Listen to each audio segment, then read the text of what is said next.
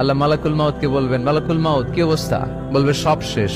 মাইয়াব্বা, কে বাকি? মালাকুল মাউত বলবে জিনেরা বাকি, যাদেরকে দেখা যায় না। আল্লাহ বলবেন জিনদেরকেও শেষ করে ফেলো, রুহু কবজ করো। মালাকুল মাউত আজরাইল জিনদের রুহু কবজ করবে। আল্লাহ এবার জিজ্ঞেস করবে, ইয়া মালাকাল মাউত আখবিরনি মাইয়াব্বা, এবার বলো আর কে বাকি? মালাকুল মাউত বলবে, আল্লাহ মানুষগুলো সব শেষ, জিনগুলাও শেষ, এবার বাকি ইবলিস শয়তান। কে বাকি? ইবলিসরেও শেষ করো, ইবলিসও শেষ। আল্লাহ আবার জিজ্ঞেস করবেন, ইয়া মালাকাল মাউতি মাইয়াব্বা, আর কে বেঁচে আছে বলো?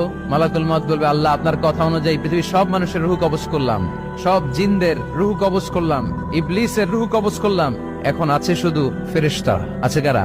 যাও ফেরেশতাদের রুহু কবজ করো। ফেরেশতাদের রুহু কবজ হয়ে যাবে। এবার আল্লাহ জিজ্ঞেস করবেন, ইয়া মালাকাল মাউত আখবিরনি মাইয়াব্বা। মালাকুল মাউত বলবে, আল্লাহ আপনার কথা মতো ধরে ধরে সব শেষ, ফেরেশতাও শেষ, 4 জন ছাড়া। কয়জন ছাড়া? জোরে বলেন, কয়জন ছাড়া? ইসরাফিল, জিব্রাইল, মিকাইল,